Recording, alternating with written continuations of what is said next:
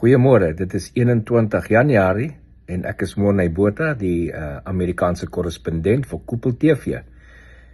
Met breaking news hier uit Amerika uit. Dit is nou net na 8 in die oggend hier by my en Trump is op die oomblik besig met sy toespraak by Davos, by die World Economic Forum.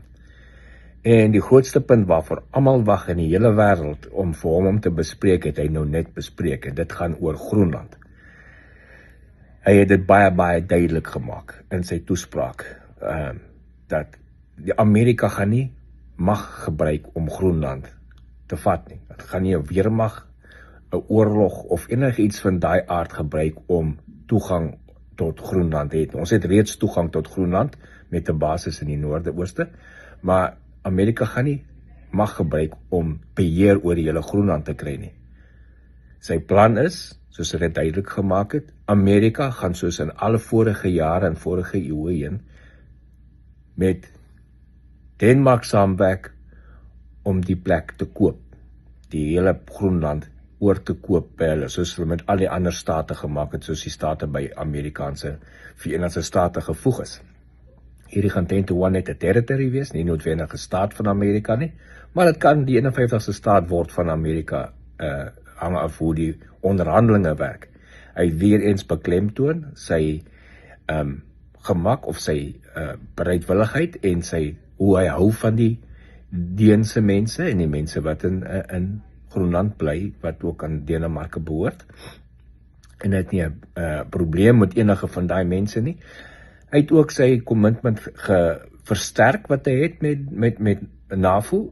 Baie mense, baie kommentators het gepraat van hoe Amerika nou heeltemal alleen wil wees en wegtrek van NAVO af en dan ook geweld wil gebruik om Groenland te vat en 'n groot moeilikheid gaan kom tussen Amerika en die res van NAVO en dit kan 'n oorlog bring en allerlei goeters.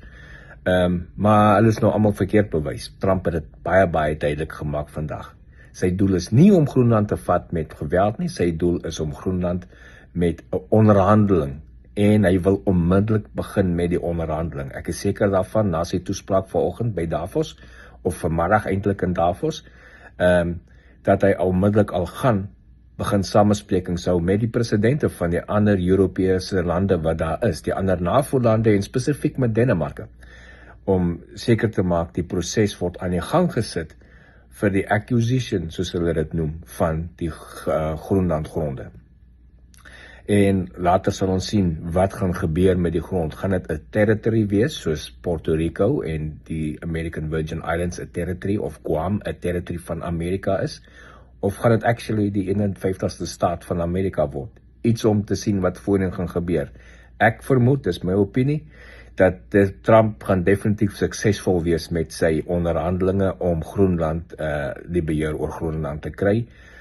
Want as jy kyk na logika en die stand van sake, het Denemarke net nie, hulle het eenvoudig net nie die mag, die weermag en die finansies om 'n sterk weermag op Denemarke te sit en Denemarke te beskerm teen enige inval van Rusland of China af nie. Die enigste land met daai tipe mag wat dit kan wel doen is Amerika en almal weet dit ook. So, ons sal sien, gaan 'n gekombineerde ding uitkom uit tussen Amerika en Denemarke en van die ander NATO-lande. Ek vermoed sterk dit gaan totale beheer van Amerika wees oor Groenland na hierdie onderhandelinge verby is. So iets wat gaan develop vir die volgende paar maande. Dit is dan my opiniestuk vir vandag. Ek is Morney Botha, dan die Amerikaanse korrespondent vir Koepel TV. Jy het Washington, nie uit Washington nie, sorry. Jy het White House in Tennessee uit. Baie dankie en geniet die dag.